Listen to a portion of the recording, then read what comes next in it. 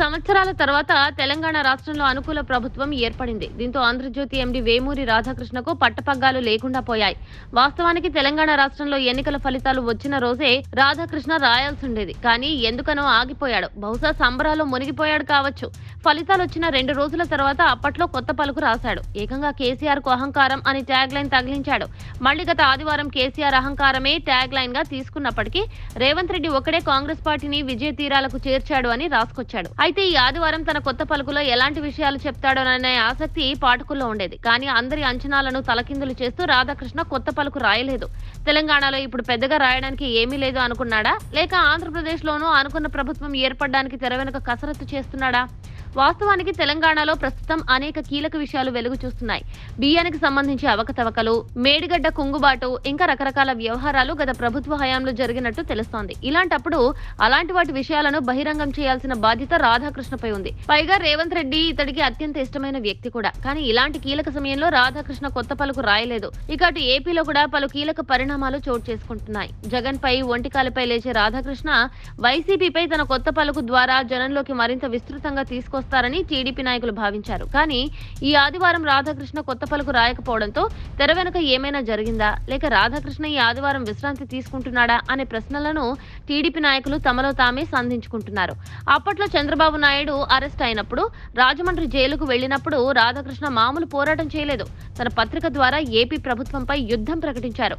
అప్పట్లో ఆంధ్రజ్యోతి రాసిన వార్తల ఆధారంగానే టీడీపీ నాయకులు మరింత ఉధృతంగా జగన్ ప్రభుత్వంపై పోరాటాలు చేశారు.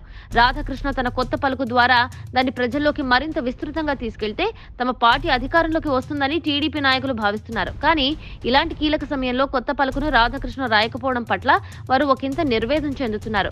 వాస్తవానికి రాధాకృష్ణ కొత్త పలుకు చంద్రబాబు ప్రస్తావన లేకుంటే చాలా బాగుంటుంది. ఆఫ్ ది రికార్డ్ విషయాలను రాధాకృష్ణ రెండవ మాటకు తావు లేకుండా రాసిస్తారు. అందులో ఎటువంటి మొహమాటాన్ని ప్రదర్శించరు. కవిత లిక్కర్ స్కామ్ ను రాధాకృష్ణ ఇదే కొత్త పలుకులో ప్రస్తావించారు. కేసీఆర్ కు సంబంధించిన అంతర్గత విషయాలను కూడా ఇలానే ఆయన బయట ప్రపంచానికి తెలియచేశారు. రేవంత్ రెడ్డి ఎందుకు ముఖ్యమంత్రి కావాలి, కాంగ్రెస్ పార్టీ ఎందుకు అధికారంలోకి రావాలో పలుమార్లు తన కొత్త పలుకు వ్యాసాల ద్వారా ప్రజలకు వివరించే ప్రయత్నం చేశారు. అంటే రాధాకృష్ణ రాసిన కొత్త పలుకు ద్వారానే కాంగ్రెస్ పార్టీ అధికారంలోకి వచ్చిందా అనే ప్రశ్న ఉత్పన్నం కావచ్చు. కానీ అది కాంగ్రెస్ పార్టీ వాళ్లకు ఒక ఆయుధంగా మారింది అనేది మాత్రం నిర్వివాదాంశం.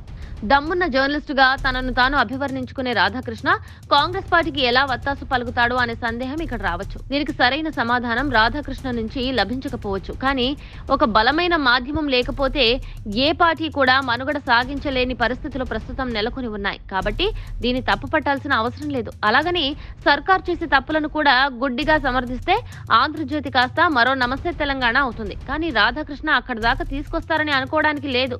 ఏదేమైనప్పటికీ ఈ వారం మాత్రం తెలుగు పాఠకులు ఈ వారం కొత్త పలుకు స్పైసీనెస్ ను మిస్ అయ్యారు. మరి వచ్చే వారమైనా రాధాకృష్ణ రాస్తాడా, లేక ఈ విరామాన్నే కొనసాగిస్తాడా అనేది వేచి చూడాల్సి ఉంది. Subscribe to Social TV Telugu for more videos. Hit the bell icon for faster updates.